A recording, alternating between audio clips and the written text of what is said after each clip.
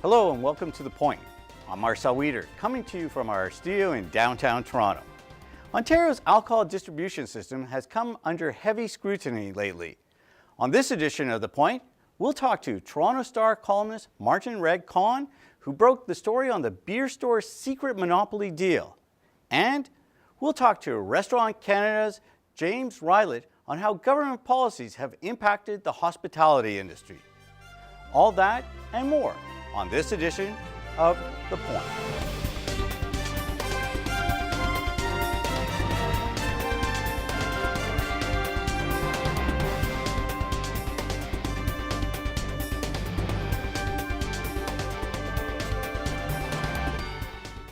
Ontario's beer sales and distribution are in the hands of 3 foreign breweries.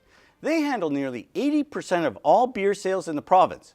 Until recently, the public didn't know of a secret deal between the brewers and the LCBO to keep a key product exclusively in their hands. That was until Toronto Star columnist Martin Regg Cohn unearthed a document detailing the arrangement that prevents government-owned LCBO from selling the popular 2-4s. To discuss this and what's in store for consumers as this issue unfolds is Toronto Star columnist Martin Regg Cohn. Martin, you've been following the issue of alcohol sales, both the beer store and the wines and the LCBO, for a while.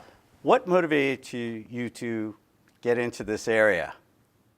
It was actually more of a convergence of public policy and looking behind the scenes at what makes government run. I was just fascinated that everybody in this province seemed to either misunderstand or deeply resent the beer store. They didn't know how it worked, and they didn't understand why it worked that way, why there was this monopoly or quasi-monopoly. So I set out a couple of years ago to really explore it and explain to people how it came about, why it was persisting after all these years, 90 or so years, and maybe suggest some ways of digging ourselves out of this rut on beer. Wine is more complicated, but beer attracted me because there's such a simple, straightforward remedy to a very complicated industry and behind-the-scenes lobbying setup.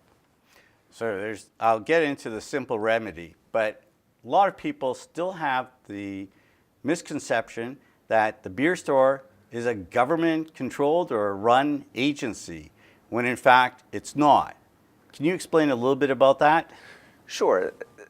The reason people assume that is because it looks like a government monopoly, it smells like a government monopoly, it acts like a government monopoly. It's so old-fashioned, so frozen in time, so 1950s, so Soviet, that everyone would normally assume that it is a government-owned monopoly.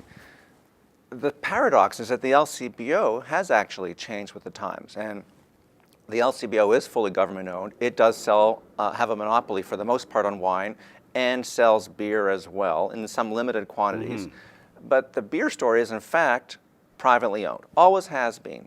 What's made the beer store more interesting and a bigger target is that its owners have in fact changed their own ownership. So Labatt's, Molson's, Sleeman's were the owners for many years.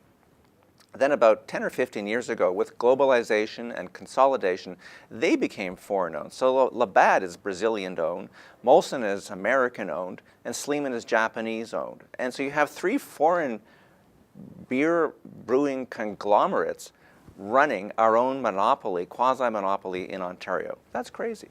Now, the beer stores say that they basically run it at cost and that their system is more efficient because it's one distribution center and they're able to then, have efficiencies that provide, better service to consumers. In fact, it's almost somewhat the opposite, isn't it? Well, the beer store likes to say, when it's trying to attract public opinion, that it's a not-for-profit operation. It's a break-even operation. In the same way that the National Football League claims that it's also a not-for-profit operation. It just sends the money back to its owners. So technically, the beer store attempts at year-end to reconcile its figures, profits and losses, expenses and costs and incoming revenue, and says, hey, we're at zero. And they remit that money to the owners through lower fees for the owners. So there's a complicated way to do it, but it's just no one thinks that the NFL owners are a profit-free public service. The beer store isn't either. The beer store's first priority is enrichment of its owners and shareholders, not public service. And we see that in the way the beer store operates its retail function. Yes, it's efficient in terms of the way it delivers beer because it spends almost no money or very little money in its retail operations. It hasn't improved, it hasn't kept up with the times. Display and browsing have lagged compared to how the LCBO operates. So yes, it's a low-cost operation, but do beer drinkers benefit from those lower costs? No. I think there's a lot of argument about what the price of beer is like in Ontario and how that compares to other provinces in the rest of the world. It's more or less the same. There are differences here and there between BC and Quebec, but there are not great cost savings in Ontario. The retail price is roughly the same. But then you factor in the beer store's monopoly, and what ends up happening is a lot of money ends up coming back to those producers. Well, the prices are the same, as you say. The costs, as you point out, are much lower because they are more efficient than Quebec or elsewhere. There's one centralized delivery and warehousing system. So low costs, same prices, much higher profits, much higher gross margins than they have in any other province or anywhere else, probably in the Western world. That's an enormously profitable enterprise for the owners, and those profits flow overseas. Now, there was a study done that I read about that compared the amount of money that the government gets from alcohol sales, both from the LCBO and from the brewers, and compares that to other provinces, in this case Saskatchewan. And the per capita amount is almost twice as much or 3 times as much in Saskatchewan, which if you extrapolate it, means that the Ontario government, which is cash-strapped, is losing close to $1 billion on alcohol sales.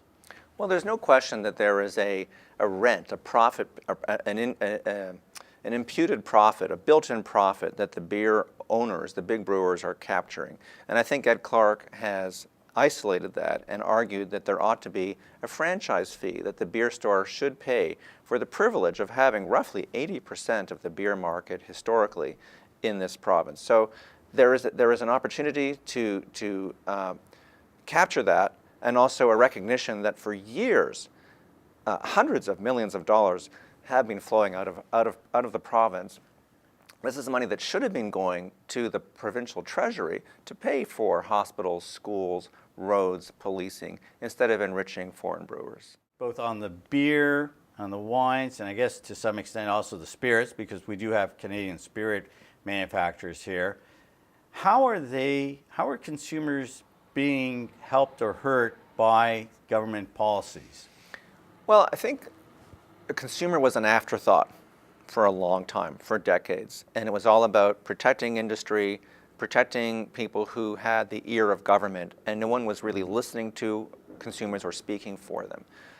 I think initially Ed Clark, who has looking at this asset review, which includes looking at the LCBO and trying to get more money from for the government, also approached it from the lens of how can we raise more revenues? How can we extract more money from the breweries? And maybe we can look at the wine people, but that was not a priority at the outset.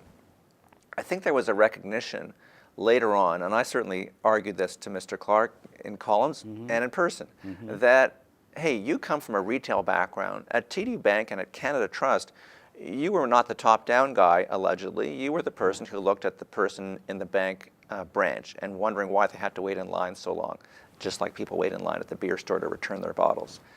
So in his interim report, he was just trying to get a franchise fee, and he was going to say, he said, well, let's allow the LCBO to sell 12-packs, but still not 2-4s. Cases of 24, Marcel. 2-4 is a case of 24. Thank you for clarifying that.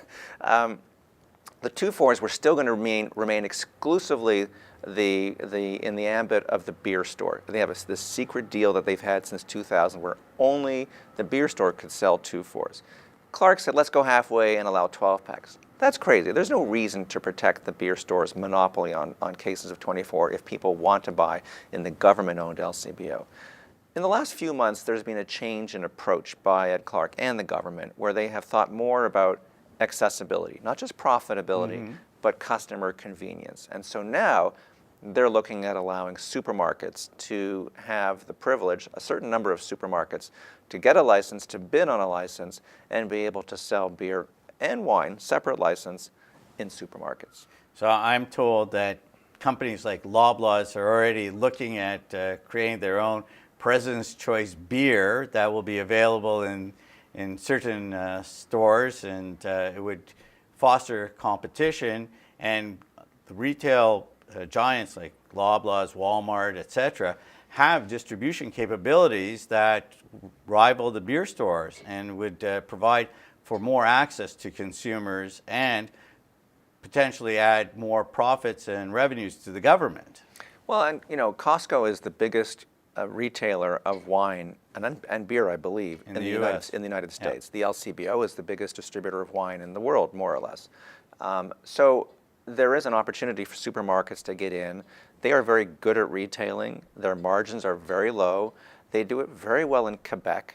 There's been a lot of propaganda by the beer store that nobody else can be trusted, neither convenience stores nor supermarkets, to check IDs and so on. And you have to ask yourself, well, why then do the owners of the beer store, these big brewers, Molson and Labatt's, sell to convenience stores and supermarkets in Quebec? I can buy beer at a Loblaws in Quebec, Provigo now, but not in Ontario. So that's coming. It's inevitable. So the Treasurer will be delivering his budget very shortly, in a couple of weeks, and we'll find out which direction the province goes. Hope we'll be able to have you back to see where it all shakes out. We'll raise a glass. We'll raise a glass. Thank you for joining us. Welcome. Up next, beer isn't the only issue that is being discussed when it comes to alcohol sales and distribution. We'll talk to James Rillet from Restaurants Canada about wine, beer, and spirit sales in licensed establishments.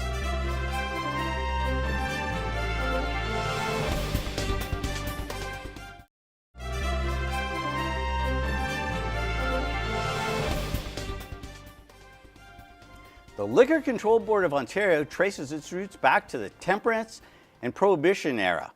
In an attempt to satisfy public concerns, the government of the day established the LCBO. The board was designed to deliver money to the Treasury and regulate sales of alcohol to public and licensed establishments. Fast forward to today, and the LCBO pours in billions of dollars in profits to the government coffers. It maintains over 600 stores, as well as supplying nearly 17,000 licensed establishments across the province. While the LCBO has modernized its operations to keep up with the times, there are critics of the government-controlled monopoly that believe that the LCBO no longer serves a purpose. Joining me is James Rillet, Vice President Ontario for Restaurant Canada, to discuss what's wrong with the LCBO and what we should be doing about it. James, thanks so much for joining us today. Thank you for having me. So in your opinion, what's the problem with the LCBO's current system as it affects both your constituents in the restaurant and licensed establishments, as well as the public? Well, the biggest problem we have is the unique Ontario system, where you have a separate beer system and a separate liquor system. That's rarely seen anywhere. What happens is, because the LCBO has a secret deal to, well, not so secret now, to only sell beer in the beer store, our members can't buy at the LCBO. Now, the LCBO sells to our members at list price, and the beer store actually sells, believe it or not, to our members at 30 to 50% more than you would pay yourself. So I was reading somewhere that a case of beer on average is $30 at the beer store, and you have to pay close to $45 for a case? Yeah, that's the worst case scenario is with Labatt Blue. It's $30 for an individual and $45 for members. For most others, it ranges around $10 more, about 30%, but it's fairly significant when you're running a business. So how do they justify that the average consumer can go into a beer store, pick up a case, bring it home, and then they go to their local establishment to watch a hockey game or a baseball game, and they're paying 50% markup just for getting the product to your stores or to your restaurants? I've never heard a good justification of it. Most of the beer companies simply say we don't discuss pricing. So they've never even answered to us as to why that is.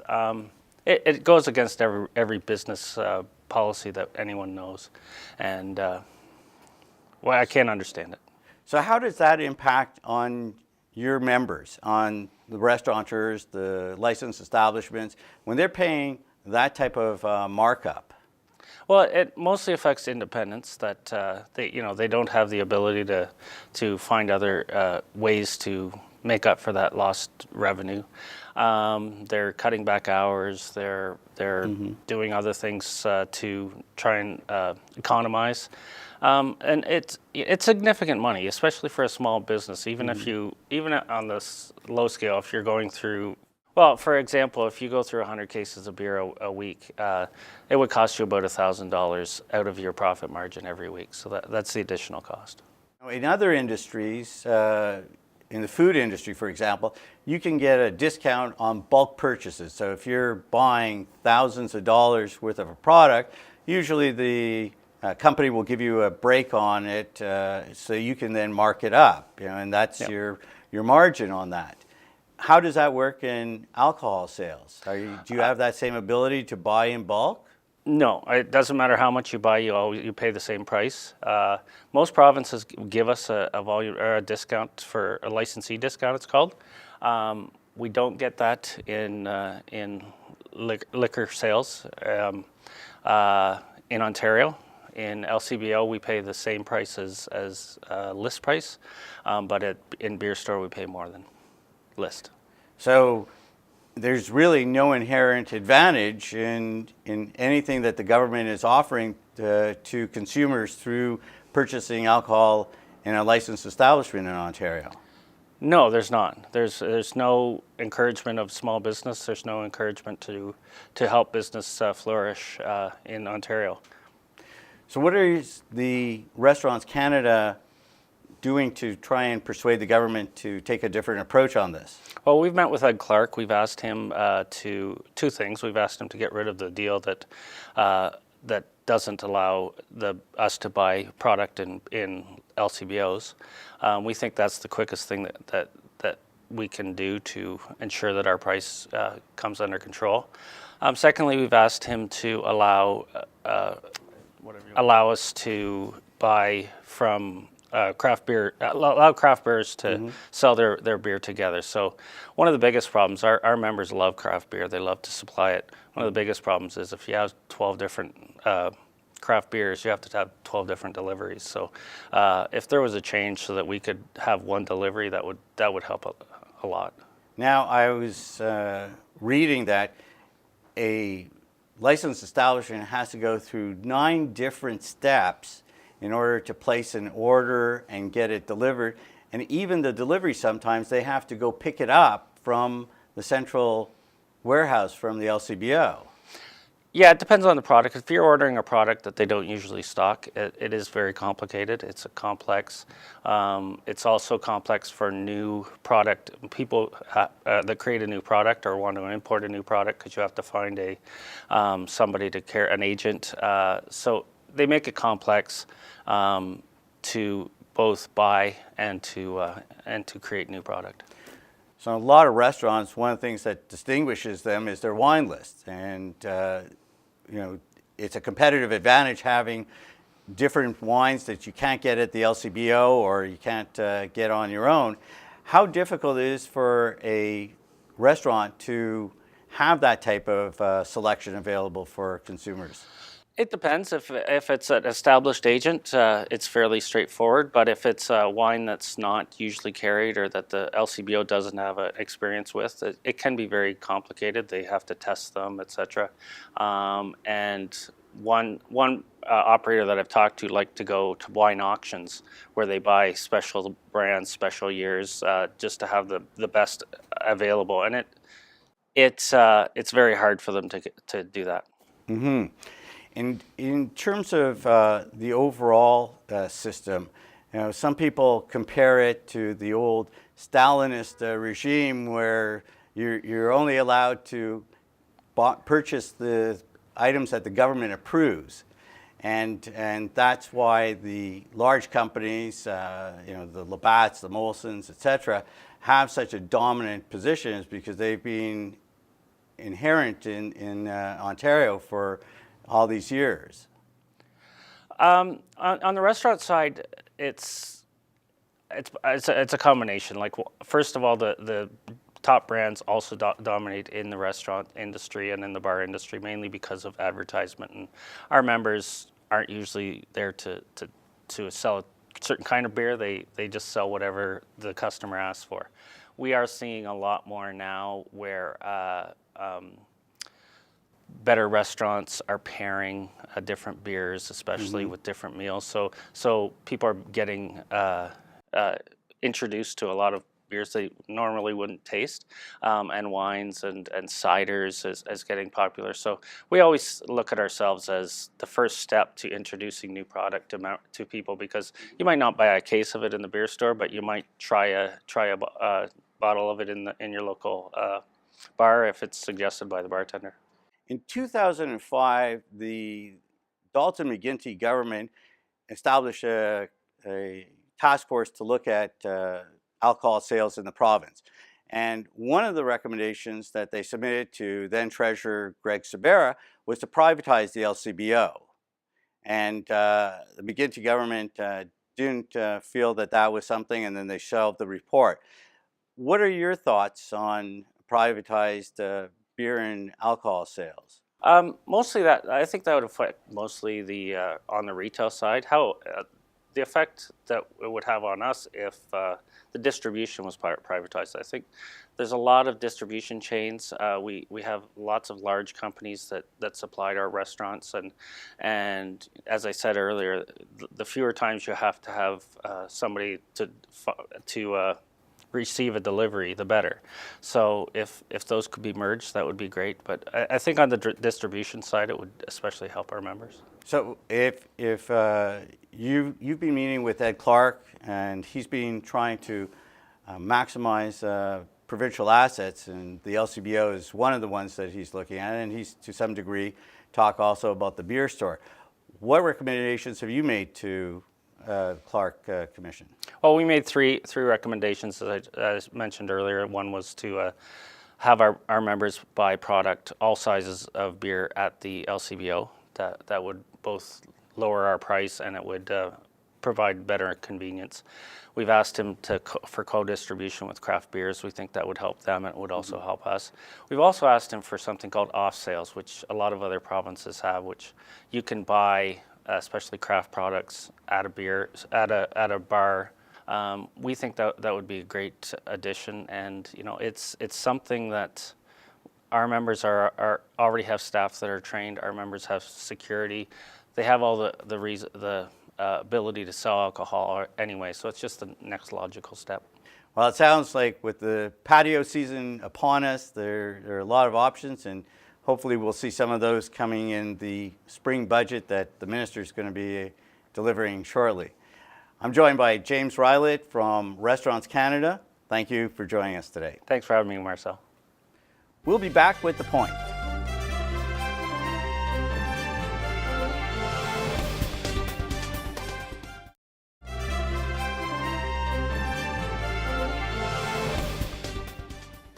With the good weather just around the corner, many people will be looking forward to visiting their favorite patio to enjoy their beverage of choice.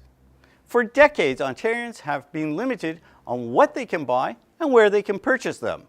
In a system that will warm the hearts of any Kremlinologist, Ontario fosters a system that restricts choice to a small selection of state-approved items. Add that to the beer store monopoly, and it's a wonder that consumers haven't launched a revolution. But change may be at hand. Revelations of the secret deal between the foreign-controlled beer stores have them running for cover. And questions have been raised about the cozy deal that Constellation Brands, the world's largest wine company, and Peller Estates have to sell their products in company-owned retail stores. All this has led to talks that Ontario will finally allow sales of alcohol in large-format grocery stores like Costco, Walmart, and Loblaw superstores. While Ontario consumers have been shelling out billions to prop up an antiquated system, there's no question that the province needs the money to fund schools, hospitals, and highways.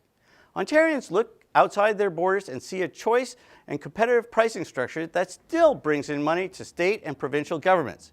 In one study comparing the government-controlled system in Saskatchewan to the LCBO, it identified that the Ontario system is allowing $1 billion to flow through government fingers to private, mostly foreign-owned companies based on per capita sales annually. As the Berlin Wall fell decades ago, marking the end of communism, the province needs to modernize the sale and distribution of alcohol. If something doesn't happen soon, we may see a revolution take place in Ontario. And that's the point.